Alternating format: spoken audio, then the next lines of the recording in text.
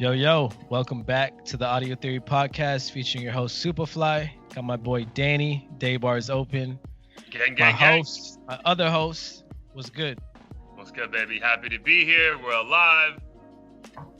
Knock on wood. I know. This shit's looking scary every fucking second of the day with this coronavirus bullshit. Right. So the dude I work with, he's going to Europe tonight, and I told his ass, I'm like, before you come back to the office, we're checking in with you. If you feel the slightest bit off, your ass is working from home for like 3 months.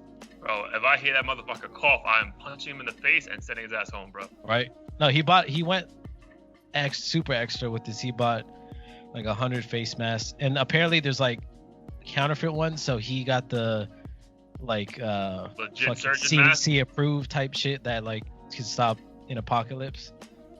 He has a thermometer, everything. Like he, not only does he not want to get sick on his trip, but he doesn't want to come back sick either. So I'm glad he's taking those measures to keep healthy. Bro, but I know you say that you had one of your roommates was in Italy like 3 weeks ago, right? So how is she straight? She's straight. I'm straight. Everyone else in the house is straight. So I'm gonna just safely assume I don't have coronavirus, knock on wood. Yeah. But it was pretty scary because I didn't even know it was in Europe, let alone the same region of Europe that she was in for work. And for whatever reason, her dumbass company didn't take it as an emergency. They said, fuck it, you guys are all flying there. And what the fucked up thing is, like, if you didn't know your roommate and like you just met her on the street or like something, like she hits every stereotype to stay away from, like She's Asian who was in Italy. Like, you got it, bitch. Like, if I was like, bro, she has it. I know. Sure.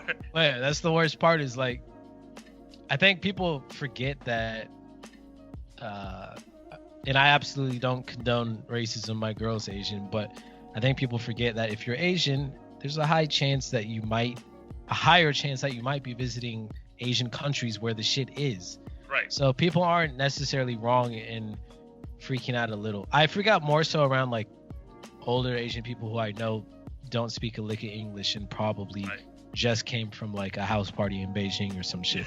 But other than that, like, I'm not running away from people, but it is kind of ironic that she's, of all the people in the house, might have the Asian who went to Italy. Yeah. Probably hasn't. Bro, but so you have a trip next weekend, and so do I. I have a trip I'm probably going to Vegas. Bro, so I was like, you know what? Let me just try to be, as precautious as possible. I got some extra hand sanitizer, so I'm just going to Amazon, get some shit for the trip. Bro, everything's fucking sold out. Like, everything, bro. I got a pack of the Wet One wipes, like 99% alcohol, whatever, to kill germs. Bro, a pack of 3. These motherfuckers are like stock X. These prices are all going up because of demand. Fucking cost me $29. 29? $29, retail of $6 for that shit. This shit cost me $29. I'm like, you motherfucking savages, bro. And then I got a pack of 12 sanitizer things, like the travel size one. This shit's not gonna get to me until like the day before I leave to Vegas, and I ordered that shit like a week ago. Like, yo, it's wild, bro. But the reason why I need it, I feel like the wipes will at least keep me safe on the plane. I'm gonna wipe like my entire seat down. And then, dude, apparently the most germs, and this is like an old news, I just heard about it. The most germs you can ever encounter at an airport are the fucking containers through TSA. Yeah. So if you're traveling or anyone listens to this shit, yo, wipe that shit down or use a glove before you touch that shit, because, yo, that shit never gets cleaned. Like, it's just the same container they had when they bought that shit like 10 years ago. That makes sense, because, like, it's not like people are eating food in it or throwing up in it and shit. It's just putting bags in it, so I guess they feel no need to clean it because they don't see anything. There's people's shoes in that shit. Like, this shit's just like mad fucking disgusting. So I don't go fuck, bro. I'm gonna have my wipes in hand. They didn't tell me to fucking throw that shit out. I'm like, I will when I fucking leave TSA. But bro, I ain't touching anything in that fucking airport, bro. Do you have a TSA pre-check? I don't. I'll fuck it up. I would definitely get it because, I get it through my credit card, but the reason why I like it is because you don't have to take off your belt and shoes. But I always found it super nasty. Every now and then I'll see someone with some crusty ass feet walking the barefoot thing, and I'm just like, even if I'm wearing socks, I'm like, fuck, man, like, I definitely got athlete's foot and all kinds of diseases on my socks right now. Yeah, 100%. Yeah, I need to get that shit because I just have too many trips lined up. But I am waiting for all these fucking prices to Europe to drop. I'm like, yo, fuck it, we out. Okay, I was like, maybe I should go to China. The shit was like $200. Like that's literally like gas to like Vegas and back. Doug, I think like you could probably get a flight from here to fucking Milan, Italy for like $75 round trip. Nope, for real. On like a legit airline too, not even like Spirit or something. British Airways first class, like, yo, just come, bro, please, just fucking. Like, just come. Someone please just give us some money. Yeah, I'm gonna give this shit like another month, and then I'm gonna take out my fucking 401k and just buy like every airline stock, because this shit is just plummeting, bro. Like plummeting. Everything. But yeah, we're good. We're healthy. Everyone be safe. Oh, another tidbit for everyone. Dude, everyone's going crazy, including myself, with the whole like sanitizer. Like, yo, nonstop. Dude, make sure you actually lotion your hands afterwards, though, because the sanitizer, if you keep doing it too much, it actually breaks down your hands so much that you're actually more conducive to getting infected, because like you're destroying all the, like the natural molecules you have to protect your skin. So basically, regardless of what you're doing, you're fucked, because I feel like nobody knows what they're doing. No one knows what they're doing. Yep. Dude, pretty much like if you're between the age of 0 and 5 or 55 and up, you should be fucking terrified. Yeah. Right now. Yep. It's pretty much what like I think that's solid advice. But dude, like honestly, like for myself, like the thing, you tell me like how you would feel. My thing right now is that if I even had a symptom, I think the paranoia of having coronavirus would fucking drive me. Like I would kill myself. Like I would fucking lose my mind. I'm like, bro, I got it. Like I would fucking go to bed.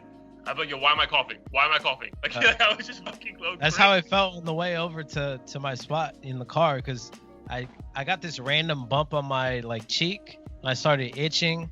My throat got like slightly sore, and I was like, what's the point of doing this podcast? Because I'm gonna die in like 4 days. I was freaking the fuck out. And then fortunately when I got here, like everything was normal, but yeah, even a smidgen of a symptom, I'm like, fuck, this is it. Like, this is it, bro. Yo, legit, we had like a town hall meeting today. Our president spoke to us about what are we gonna do in case it breaks. So we have a break out of the office, blah blah blah, precautions, working from home, blah blah blah. And bro, as he's talking, I had like a dry throat from like not drinking water, and I'm like, oh fuck, it's me. Right. Oh man, it's wild, bro. But yeah, be safe out there.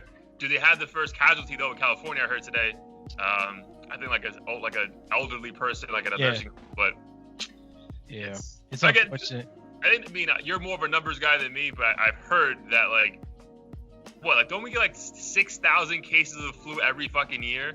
So yeah, I mean, I don't know what the exact numbers are, but that is true. I think people may have proven that the flu has more casualties, obviously, because the regular flu has been around longer, as far as but at the same time, I think people are just freaked out because it's new.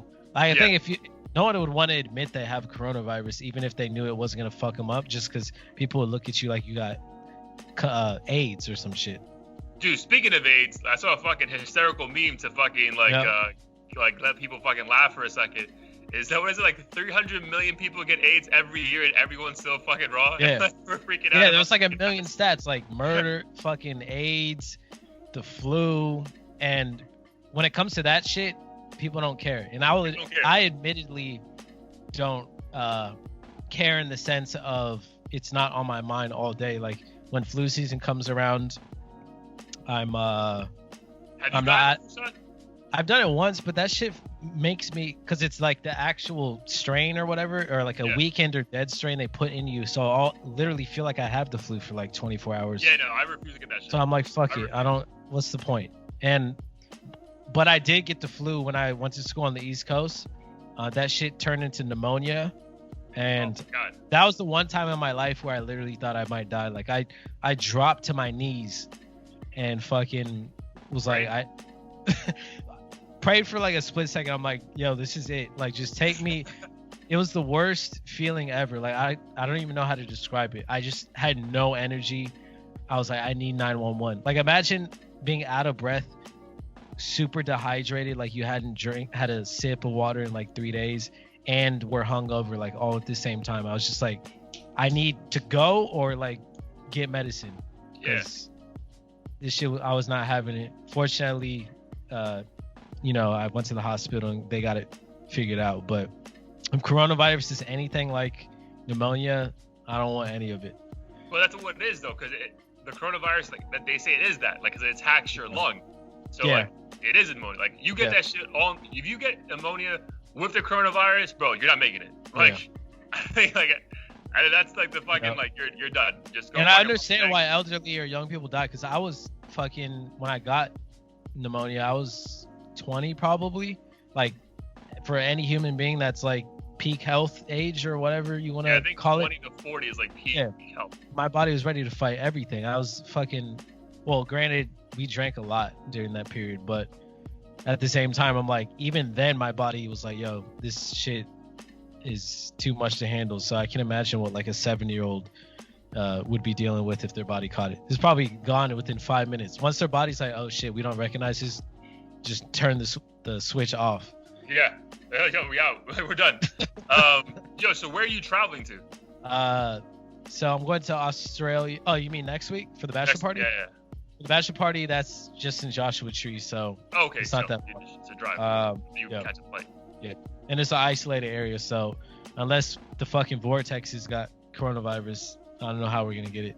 Yeah, I'm just hoping that the fucking desert heat and like the bubble that is all the other diseases in the Vegas air can just like eliminate that shit, and it just like I'm straight. Just sweat it out.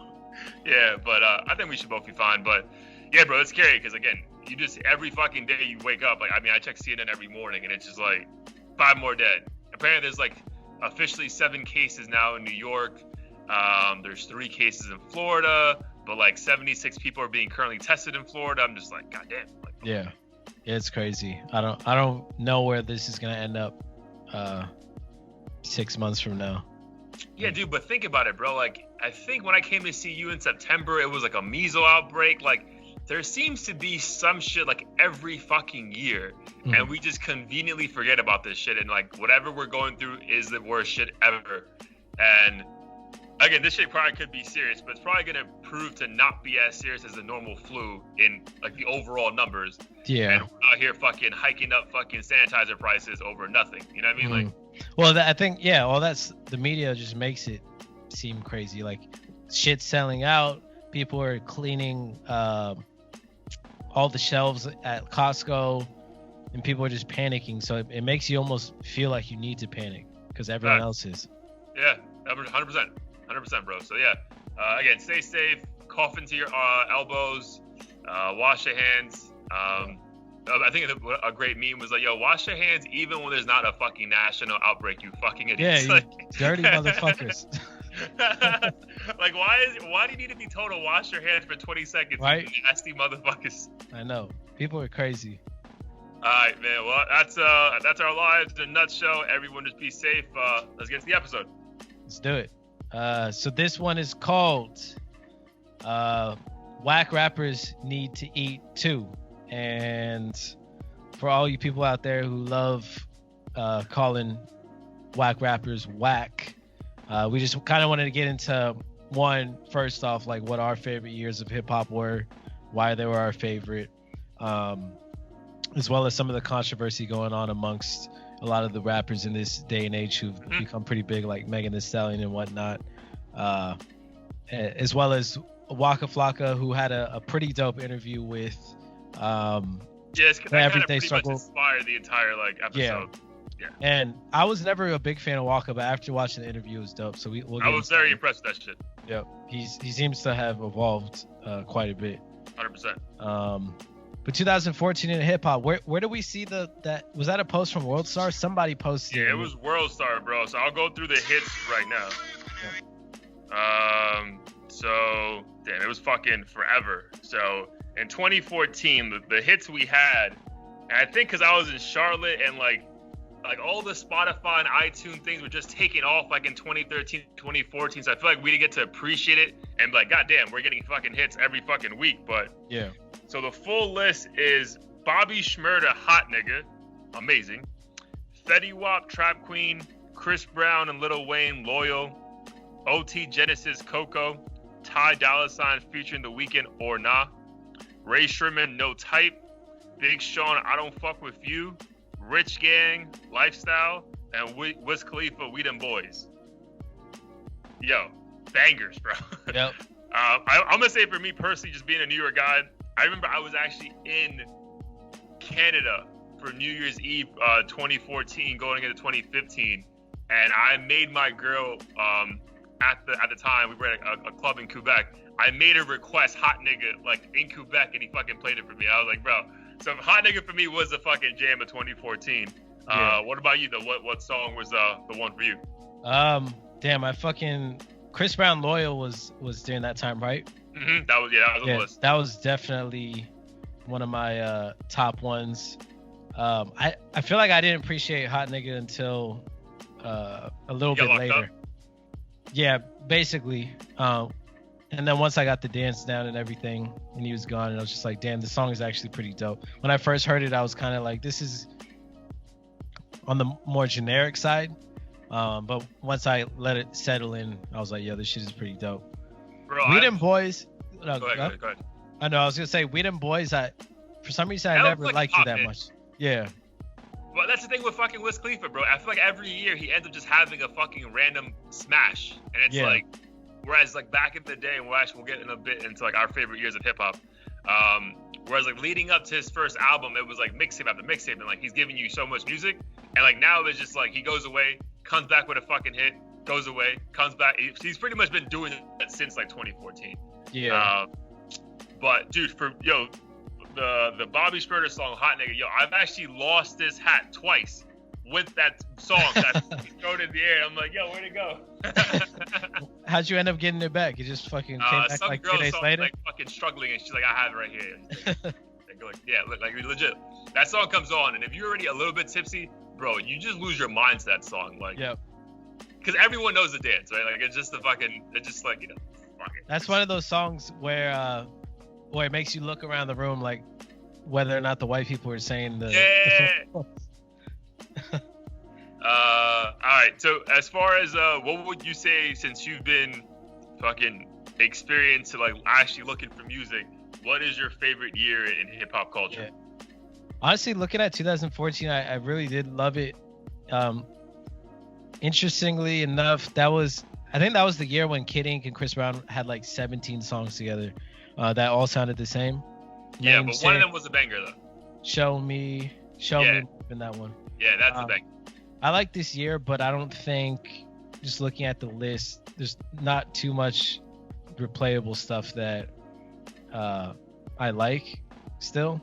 For me, the 2 years that really stand out, and it might have been just where I was at in my life, 2005, when the Game was like on the cusp of breaking away from G-Unit and had Hate It or Love It and all those songs. Yep.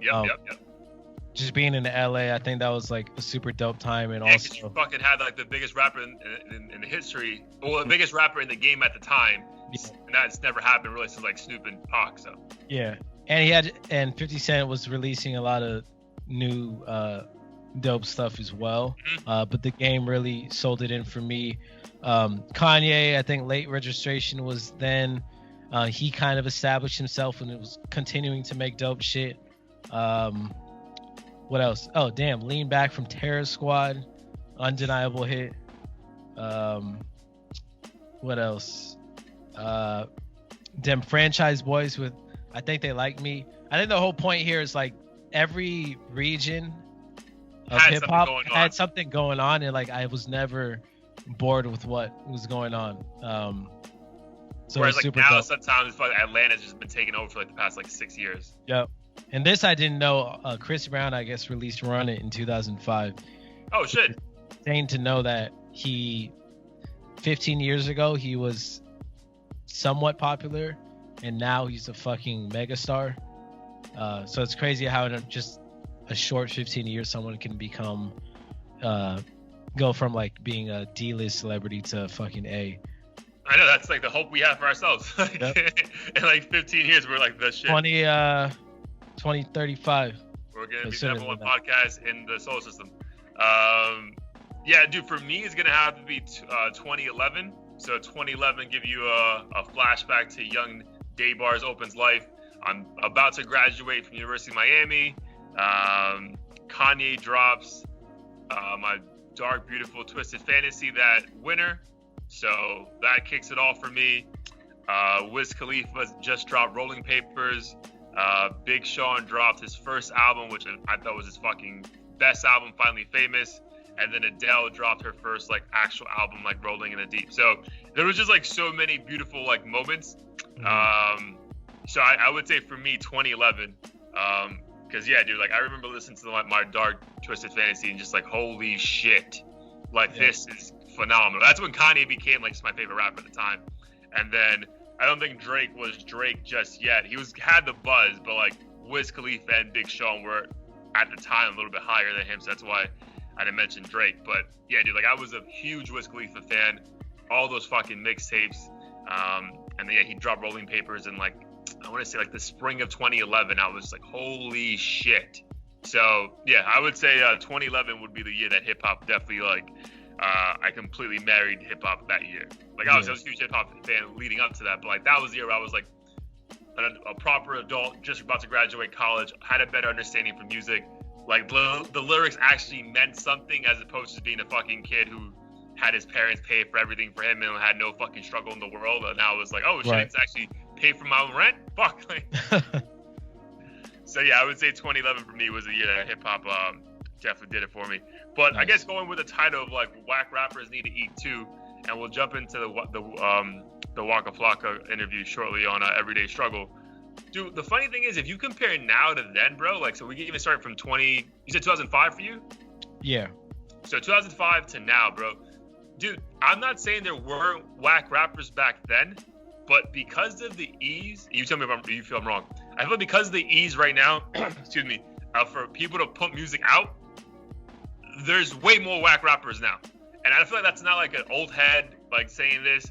It's just like there's probably as an equal amount of whack rappers back then, but we just weren't exposed to them. You know what I mean? Like you couldn't hear them. Like thankfully, like there was a process. Well, I guess not thankfully, but there was a process in place that if you wanted to get your music out, you had to like be, you know, someone had to like you at some level and say, okay, this is how you get, you get viral or whatever. Whereas now it's like you don't need a fucking label. Just go on fucking SoundCloud, go fucking punch a guy in the fucking mall, get 1 million hits, put out a random fucking song. Like I feel like the best example is like the Catch Me Outside girl, Bad Baby. Like that bitch would never have a fucking record deal 15 years ago. Yeah. But because like that's the thing, like do a viral moment, then put on a rap song is like the fucking way to get 1 million followers on Instagram. That's why we're being so exposed to so many whack rappers right now. Again, they gotta eat too, but I just feel like I think the number of whack rappers is probably the same, but I feel like everyone now has the confidence because of social media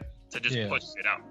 Yeah, I'd agree with that because now it's like a popularity contest, so you just have to be hot or funny or whatever it is rather than produce good music. So like back in the day, you would literally have to perform at like dive bars and shit to even get noticed. And then all of a sudden it took this turn and now you have like random YouTubers signing record deals or just releasing their own music and getting 1 million views. And back then, like you really had to prove yourself. You couldn't just log on to Instagram and post some shit you made in your bedroom within like 30 minutes. And I'm trying to think. Or one example that comes to mind is just like how many rappers and singers do we see get like pretty big acting roles in movies? Granted, some of them end up becoming or showing their talent in the acting. Yeah, like Will Smith. Like Will Smith, Ice Cube, shit like that. And I think it's the same thing with rap. Like clearly there's kids who make music in their bedroom who definitely are talented, but I think it also paves the way for other people who don't have talent to get these opportunities. There's plenty of rappers and sports people, I guess, who have roles in movies and they just don't work, but they get these opportunities because it's fucking easy. Yeah. So I think these whack rappers always existed. It's just easier for them to make money, which is cool because I mean, if there's money to be made and people want to pay you, fine. But it kind of dilutes the That's market. what I'm saying. I feel like it kind of dilutes the industry as a whole, and then I don't know. It's harder for like real rappers to stand out, but it's almost like sometimes like what the fucking quote unquote whack rappers are doing becomes like what labels then want. So like they're spending more money on that shit as opposed to throwing more marketing dollars at like a YMB and Cordae. You know what I mean? Like I feel like he should get more of like the Little Pump budget as opposed to like Little Pump, who like isn't talented. I mean, I don't want to say he's not talented, but from a skill level isn't that, right? So yeah, I don't know. I just think there's more visibility to whack rappers, and you're exposed to it more. Whereas I think back in the day, bro, like when we were doing our research, as far as like our favorite years in hip hop, bro, like I was going through the top 100 list, and dude, all I saw were fucking legit stars. You know what I mean? Like, all right, maybe they're not around anymore, but like these are all fucking like B.O.B., Adele, Lady Gaga, Black Eyed, like these are fucking talented fucking people. Mm-hmm. You can go through the top 100 of 2018. It's like Tekashi. Like it's, yeah.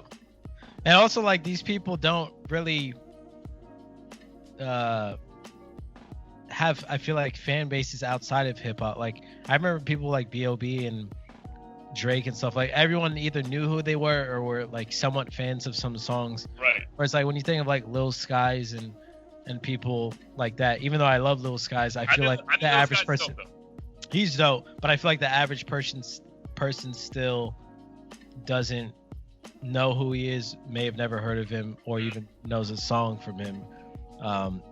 So I feel like now it's like, unless you're the like top tier, like a Drake, Kendrick, J. Cole, unless you're a hip hop fan, you probably have never heard of like anyone in the other tiers, which is weird to me. Which is weird, but what is cool though, I would say about that is that back in the day, you had to be a Drake, Kendrick Lamar. And I'm saying back in the day, like 2009. To be a fucking gazillionaire. Right. And now you can literally just have a core fan base in hip hop and make fucking a ton of money. Yeah. So like it's a gift and a curse, right? Like again, like it's, you crack the code, right? These guys are literally, these kids have cracked the fucking code and how to fucking make millions of dollars and fucking really have minimal skill when it comes to the craft that is fucking rap music, right? Like they just figured out, hey, we'll make songs shorter, we'll figure out a way to have a catchy hook, and we'll literally go and fucking punch someone in the face at a fucking local grocery store, and the shit will go viral, and now you're fucking checking out my SoundCloud while you check out my YouTube page. Like, yeah, it's wild. But going back to, I think you saw more of, I saw a little bit of it, but you saw more of the Waka Flocka video interview. So why don't you give the people kind of like a gist of like what he was talking about, and reference that he called himself being a whack rapper, which is pretty cool. Yeah, I mean, the gist of the interview I got was he basically came in, said he's a new person. He can't really relate to the younger fan base, therefore he's transitioned his rap content, if he even still raps much, from hitting bitches from the back and selling drugs and all that shit to his, I guess, personal life nowadays.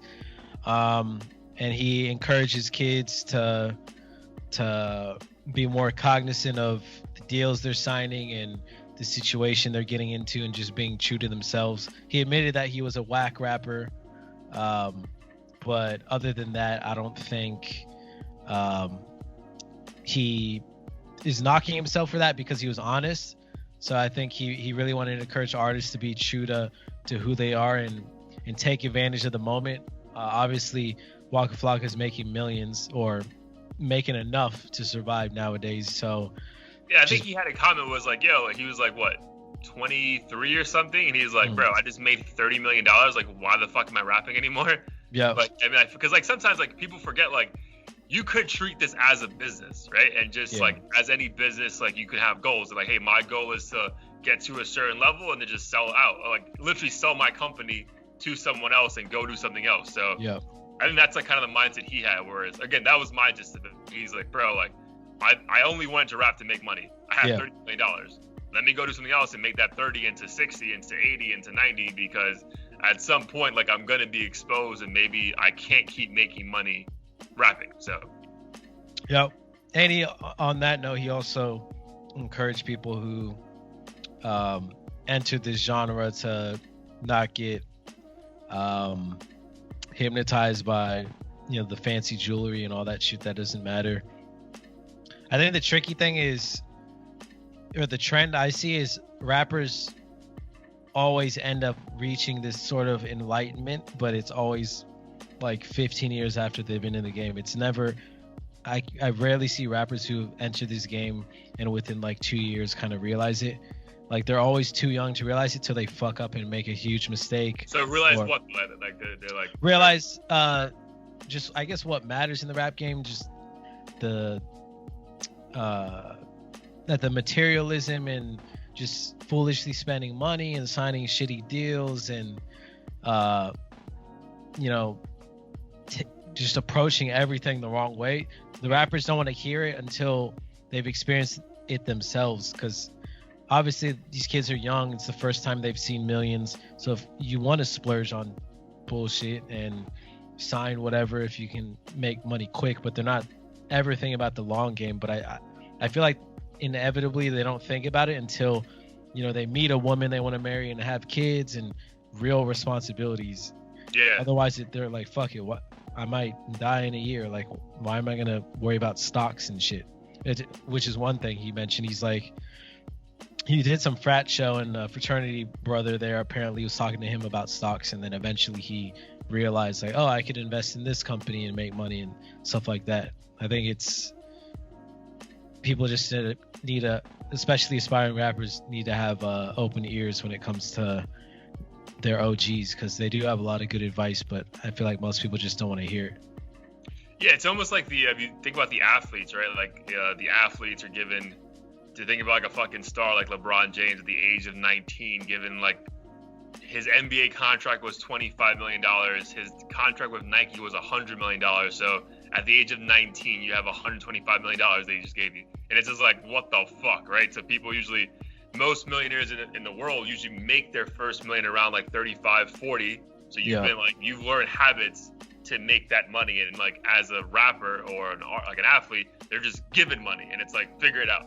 So yeah, man, but I feel like a lot of athletes and rappers don't realize that your earning potential will get lower and lower if this is all you do, because inevitably you can't keep dunking the basketball in 20 years because you're going to be fucking old, and your content is just not going to hit the same way when you get older when you're a rapper. Like that's just the way. Besides fucking a handful of fucking rappers, bro, like no one really has aged gracefully, you know what I mean? Like dude, look a little like I don't want to keep bashing Eminem, but like Eminem, like Lil Wayne, like no one's checking. Yes, you're gonna have a core audience, which is great, but like no one's really checking for their music, right? So like, if your first week you sold 1 million copies when you first came out, that's probably gonna be close to 10% of that 10 years later. So you got to figure out other ways to make money, and it's like again, it was cool for Waka Flocka to be so vulnerable and just be like, I had to do other shit because I just knew I was gonna get exposed at some point because I just wasn't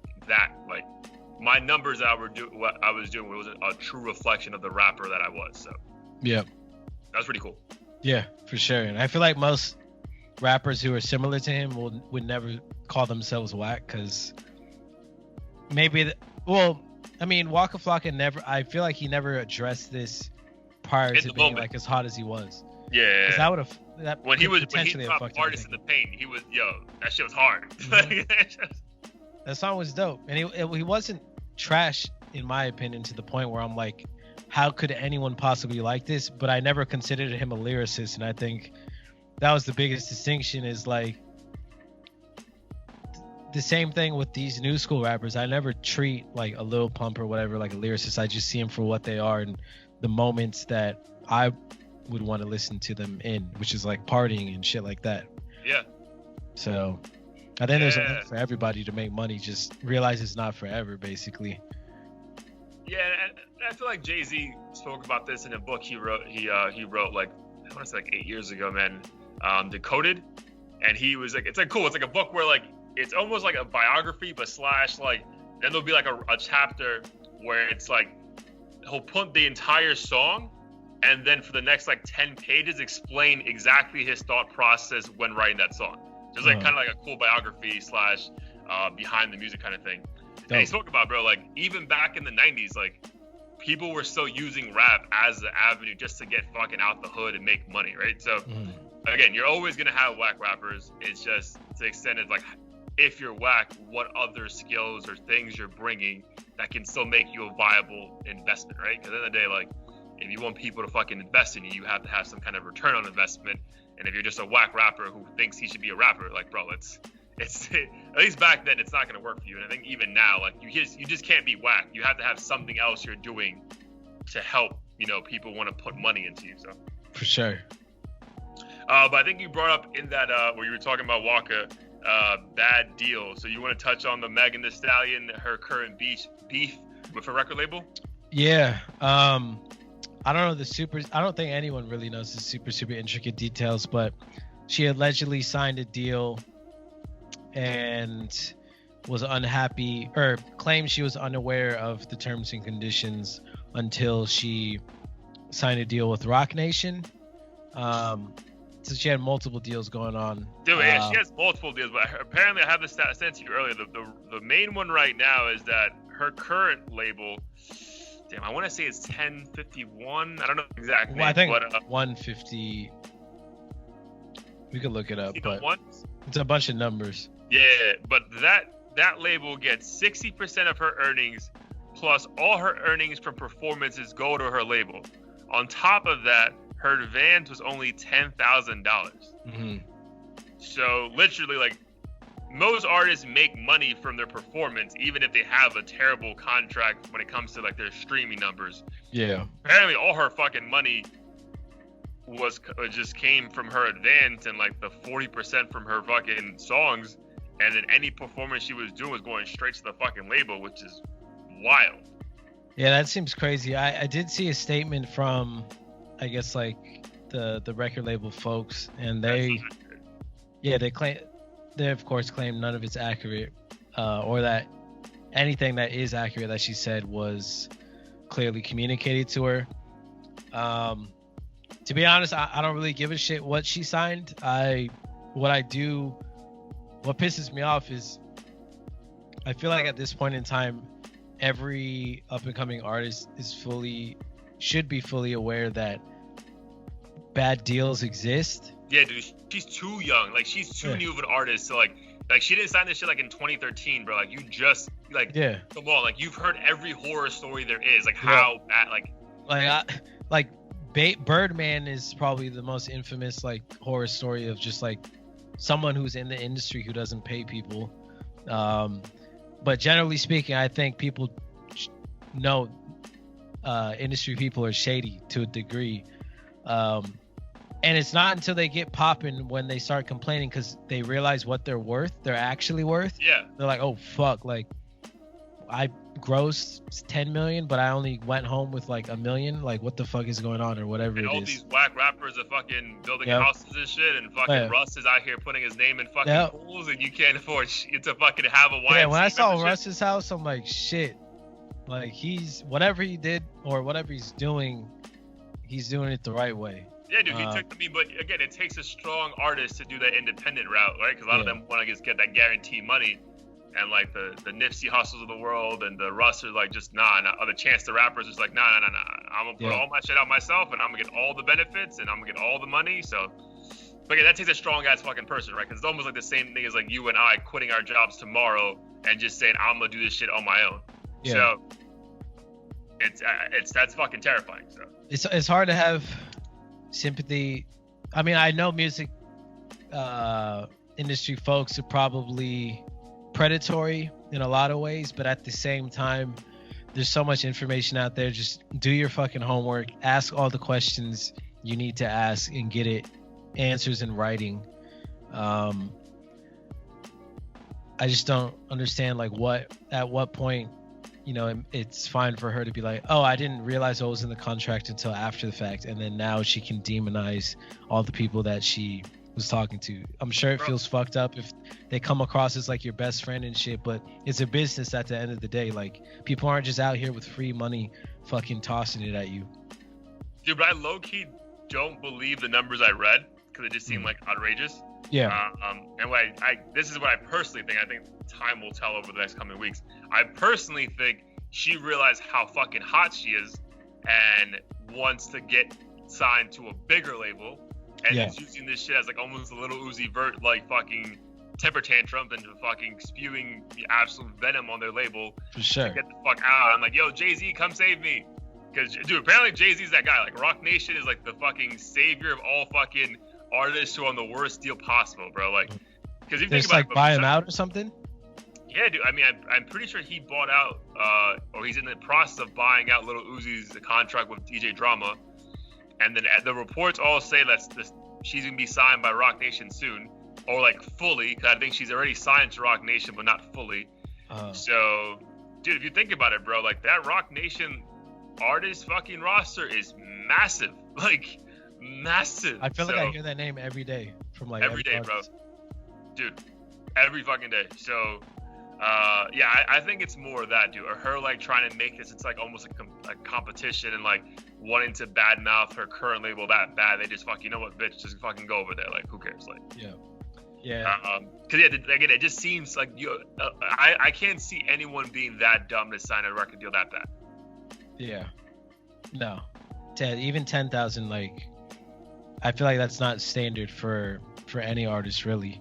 That's not enough. Like, not even to get through the fucking next couple months for what half these people want. If it was like 100,000, I'll be like, okay, she might have done that. Right. You sign a piece of paper and boom, 6 figures in your pocket. Done. All right, bet. But 10 racks, bro, that shit wouldn't even last me a month with my fucking bills. Like, what the fuck? There's no way she signed that shit unless she had absolutely zero faith in herself. And if that's the case, that's kind of her fault. So. Yeah. But we'll see. I mean, time will tell. But I'll be pretty. Maybe it won't get out that much. But I mean, someone will fucking leak it. But I'm pretty confident that this is just like a way for her to get off her label and like make the fucking public just destroy this fucking company so hard. They're like, you know what, fuck it. Like let's get rid of her now before this shit turns into a fucking DJ Drama situation. Dude, but she puts out good music, man. We were in fucking Austin just fucking jamming to fucking. I always think about that moment that song came on. That's the one with Wale, right? Pole dancing? Yeah, pole dancing. Yep. That song's dope. And I was like, bro, this is phenomenal. She probably didn't, I mean, to your point, yeah, she just probably didn't realize how hot of a commodity she was and was like, fuck it, I need to say something, and then it just didn't work out. Dude, I would say in the last 12 months, she's been the hottest female artist out. Mm-hmm. You know what I mean? Like, Cardi B is still popular, but she's not really putting out music like that right now. And Nicki Minaj is just, like, no one likes her on a personal level right now. So, like, and then Rhapsody is more like, you know, like your rapper's favorite rapper as opposed to, like, the female rapper that you think about. So I think Megan Thee Stallion is that. So I think she's looking around the room and just like, yo, I'm the fucking hottest one. They're making more money than me, not even putting music out. Like, what the fuck's going on? So, yeah. I think it's more of a label play than as an actual issue with the contract being terrible. For sure. But speaking about a couple things that we mentioned earlier in our previous episodes, bro, like, so the reports coming out suck that, again, rest in peace to Pop Smoke, but like they're pretty much closing the investigation from what I read. No leads. Everyone's story, who they fucking interviewed, is contradicting. What again seems so shady is that the people who called into the cops to report the crime in the first place called when they were in New York.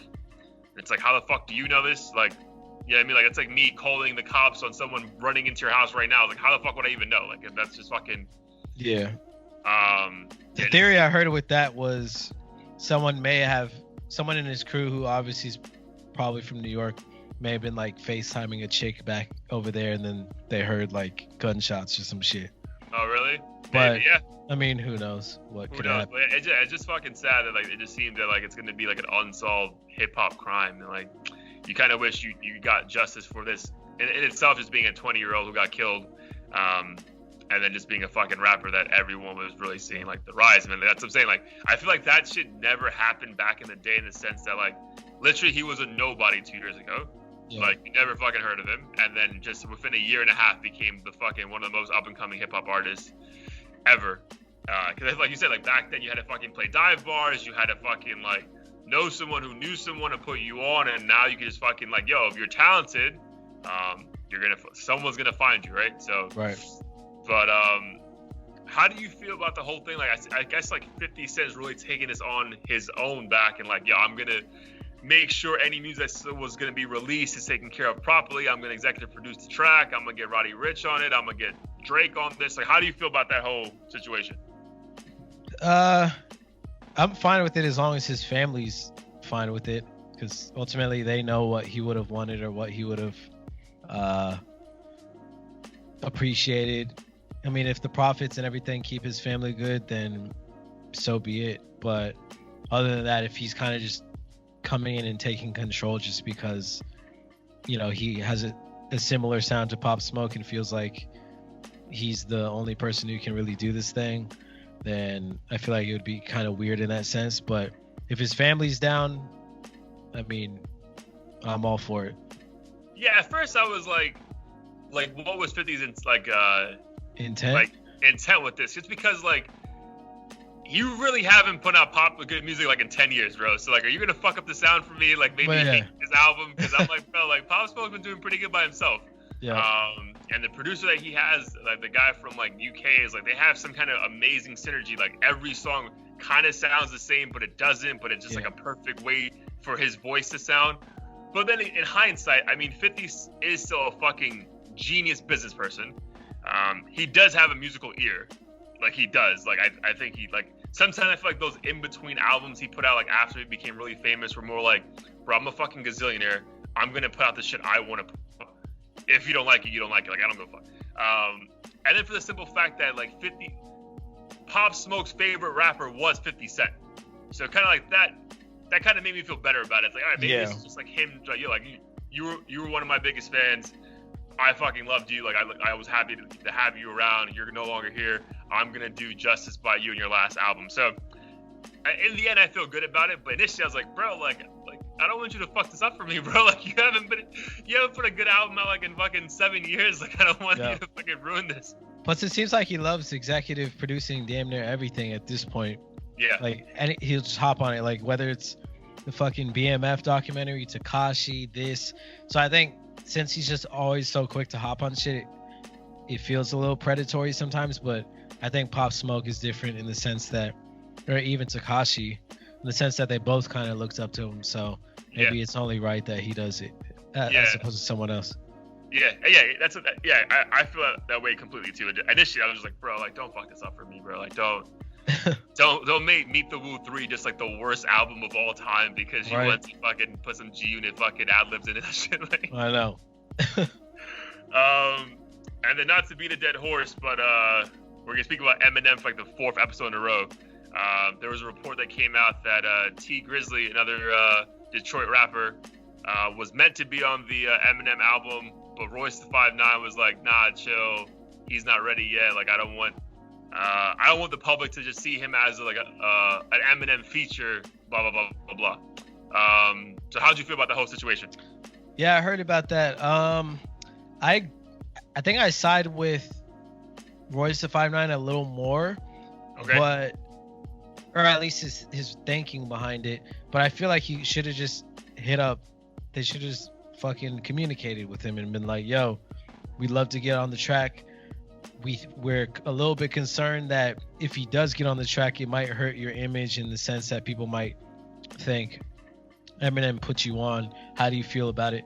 Let him make the decision, and then if whatever happens after that. Like I feel like with anything in life, it just makes sense to communicate and be like, yo, the decision's in your hands. These are the 2 possible outcomes. Whatever happens is your fault if it doesn't go in your favor, and so be it, as opposed to fucking just kind of being like, yo, don't do this. Like, I care about his career sort of thing. Because at the end of the day, wouldn't you ask the person whose career is at stake as opposed to Eminem? Eminem has nothing to lose. He could fucking do lullabies right now, and he's still a millionaire forever. What was weird to me is like they're treating T Grizzly as an artist that we've never heard of before. That was just a weird thing to me. It's like, bro, this guy's been out since like 2017 and had a massive banger. Okay, he's kind of not been in the spotlight since, but still, like LeBron was fucking like rapping and fucking selfieing that like that's how he became so famous. So like this isn't like a nobody. You know what I mean? Like this is still like a very well-known Detroit rapper. That's a good point. So I was like, bro, like people know who the fuck he is. Like it's not gonna be like a surprise feature.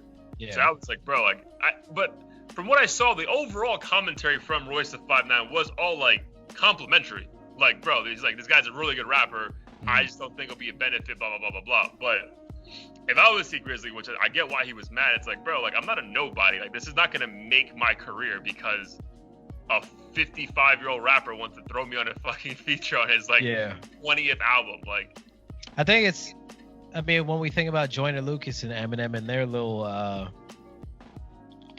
networking situation of having hopped on a couple of songs here and there, that never made me feel like, oh, Joyner Lucas made it because of Eminem, because Joyner Lucas had the fucking I'm Not Racist song that I think that blew him up. So yeah, I feel like once you've had like a couple bangers under your belt and people know about you, anything that happens after that, like no one's gonna be like, oh, this moment made you, because you already had moments. It's just part of the process. Like you just once you become bigger, you start networking with bigger people. Like that's just how fucking life works. So yeah, that's the only part that confused me. I'm like, I don't think anything Royce the 5'9" said was wrong per se, but just like I don't think that wouldn't apply to T Grizzly. Like he's a bigger rapper than I think they were giving him credit, which is for sure.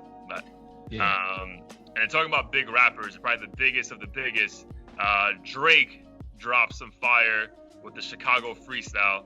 It was like a 5-minute song. He actually sampled a little bit of Eminem's flow on the Superman track, and then he sampled the song Cry on the first side of it. So first of all, what did you think about the song? What did you think about the video? And then what do you think about the backlash he's getting for calling his baby mama a fluke? I thought both were dope. I mean, it wasn't this coming from Drake isn't necessarily like the most impactful shit for me. The video and song were all right. I probably won't be replaying much of it. I do love the song Superman by Eminem though, so I thought it was a dope little tribute and moment. He called his baby mama a fluke.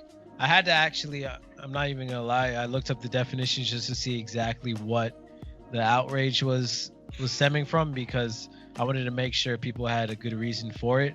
Yeah. And just looking at the actual Webster dictionary version of what that is, I actually think it could be used in a somewhat positive light, because how so? It says an unlikely chance occurrence, especially a surprising piece of luck. So I don't know if there's another definition of it, but it seems like it's not entirely negative if we're just going off the raw definition. I've never used that word like against a human being, so I don't know how people perceive it, but it says an unexpected stroke of good luck.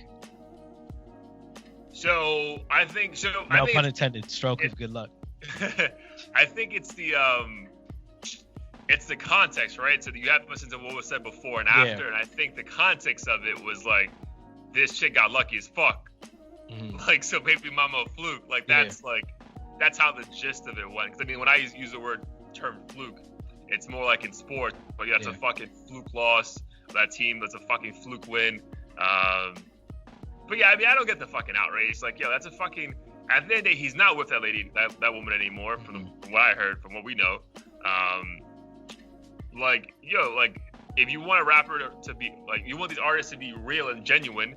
If he genuinely feels that way, like, yo, this chick got fucking lucky as shit because like she had my kid, and now she didn't get a fucking $1 million a month from me for the rest of my life. Like, bro, I think that's okay to say. Like, at the end of the day, it's his art. And I feel like he should be allowed to say what he wants.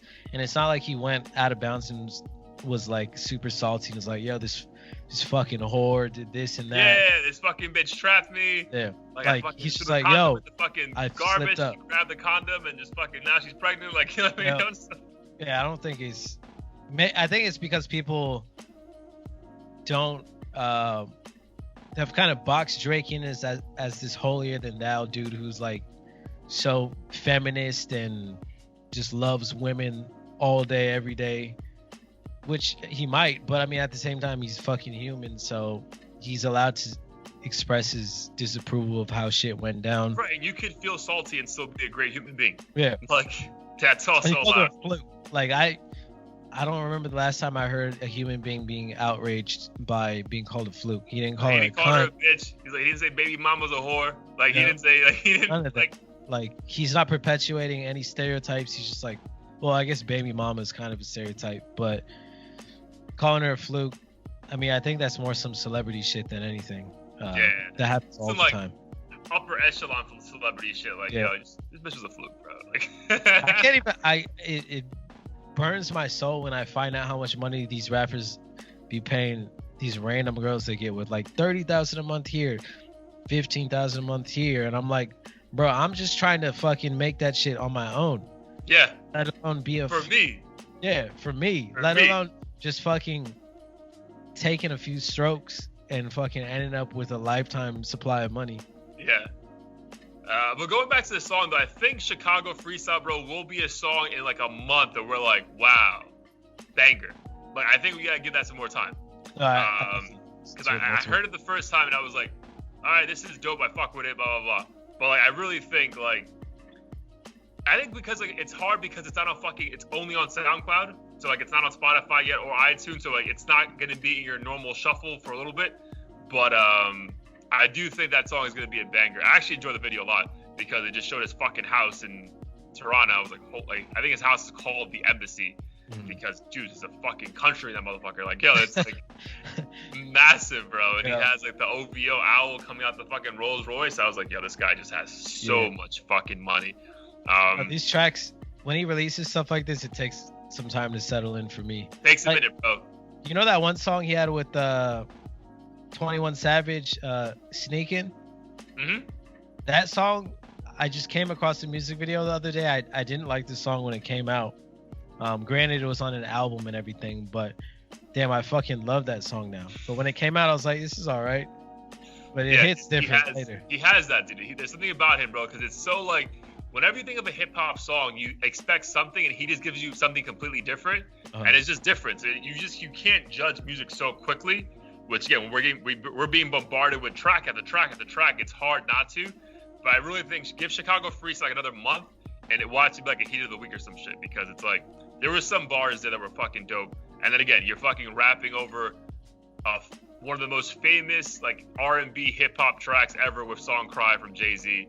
And you fucking borrow the Superman flow from Eminem. It's just like, there's too many things there that should show like a win. And I think in like 3 to 4 weeks, we're all gonna be like, wow, that fucking song was fire. Yeah, for sure. All right, so before we get into Heat of the Week, though, let's do our fucking news segment, which is called?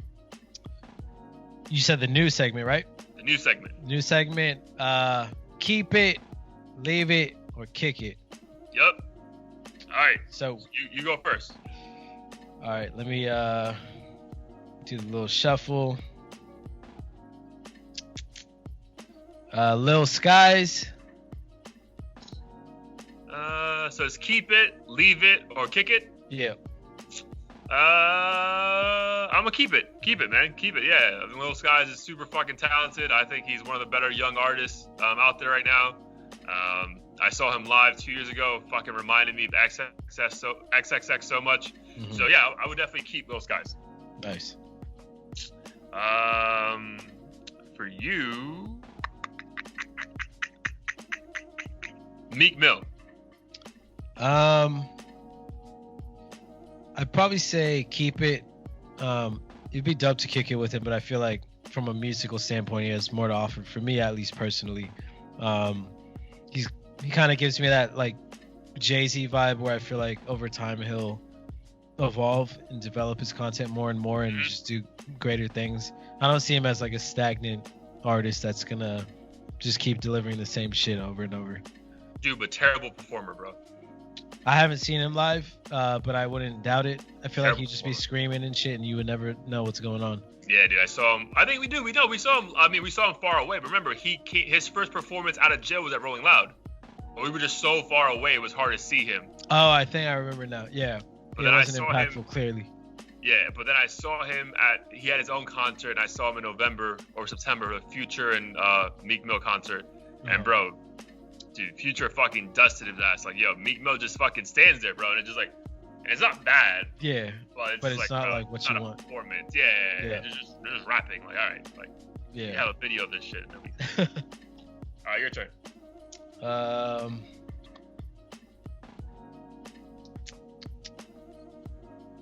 Shit.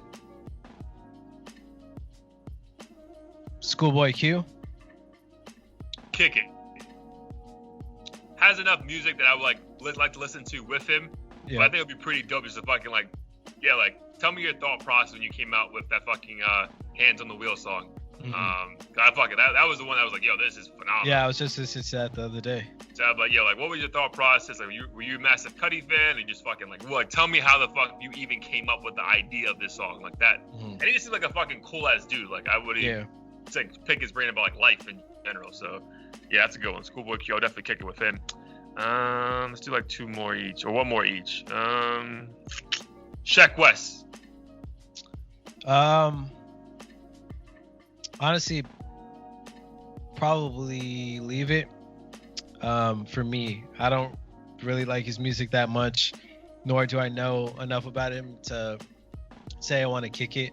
From a musical standpoint, if he decided to just quit the music industry and pursue something else, I honestly wouldn't care. At all. Not in the slightest. I would not care. All right, bet. All right, your turn. Last one for me. I'll do one more for you. Word. Shit, Drake. Bro, keep it, bro. Like, I would love to kick it with him, but like, yo, that was my option. I'm like, bro, I need more content from you for at least 10 more years, bro. Yeah. Like, until I'm 40, I need more fucking Drake bangers, bro. So definitely just keep it, because like, if that shit went away, that shit would affect my whole mood. Like, like, really fuck me up. Yeah, it'd be like reversing history or some shit if you removed him from the music industry. Oh my god, bro! Like, holy shit! Like, dude, I remember like exact moments where like I was going through some shit with a girl. This is a fucking Drake. I remember I was breaking up with my girl back in 2016, and Views just dropped, and I was just like, holy shit! Like, yo, it's like he timed all his albums like all my breakups. I was like, bro, this is fucking perfect. Like, I just like listen to this shit in isolation and just come back here fucking ready to fucking destroy all these fucking females, and then I'll fix my life after. All right, for you, last one. I want to give you a good one, bro.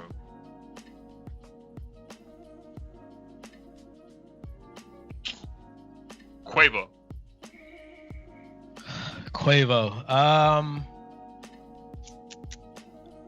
I'd probably say, shit, that's a tough one. I'd say keep it. As much as, I mean, I'm not like the biggest Migos or Quavo fan by any means, but I feel like what they add to the game is kind of necessary and it's influenced a lot. And I'm excited to see what they'll produce over the years. I feel like it's necessary as much as people want to label them as like mumble rappers and shit like that.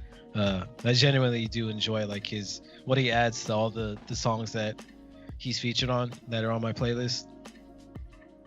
Yeah, dude, and also like that mumble rap shit is like also a shitty label because like, dude, if you think about it, they're not mumbling, bro. No. Like they're not. Like you're just you not understand listening. What they're saying. Yeah, like you're not listening. Like that's the fucking like it's not clear enough and it's just like different enough where you're just like, it's trash. But like they're like, dude, like Takeoff is actually like a very good. He's probably the best rapper out of all three of them. And then I think Offset's the most talented overall. And then Quavo obviously is the one that brings it all together. Yeah. But yeah, like I would agree with that. If I had the same artist, I would say keep it just because like not him as a solo artist. I don't think he's that good by himself.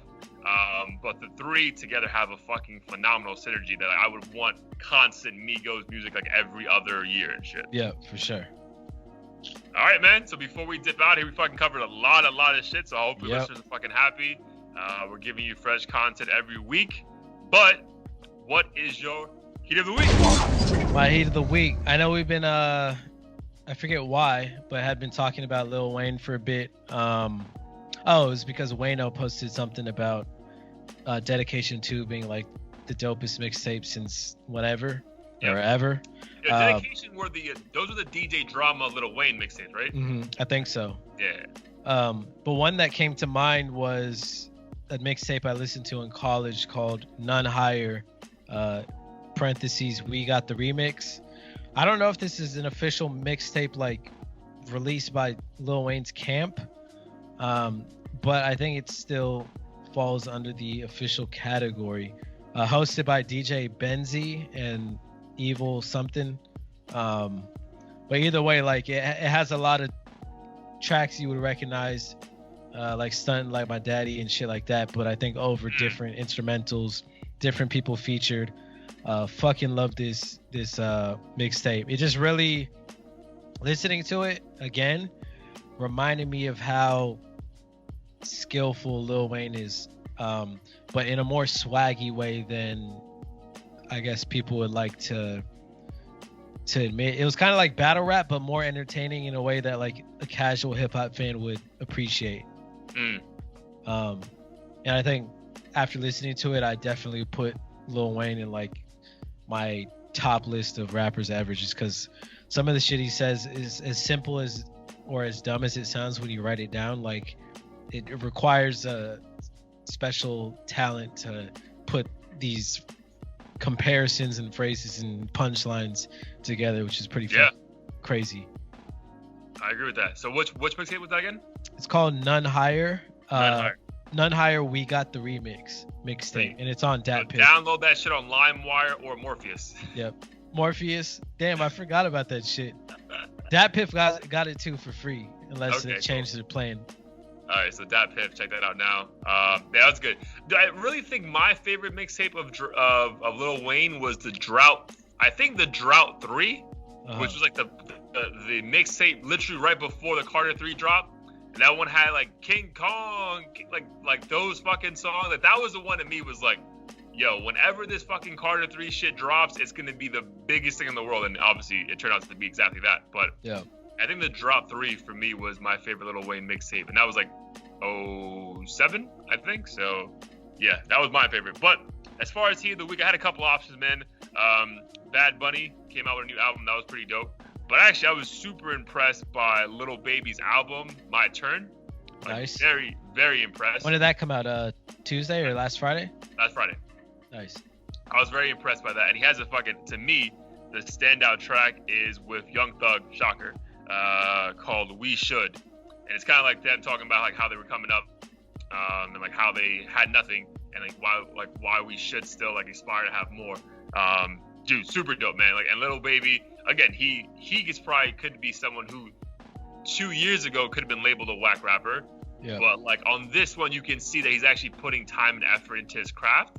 And he even had a comment the other day where he's talking about like, I'm rapping less about drugs and jewelry. Because I want to actually just, talk about my life and shit. So I know it's definitely a dope album. You haven't checked it out yet. It's called My Turn. But if you want to check out a really dope song, my Heat of the Week is Lil Baby and Young Thug, We Should. Dope.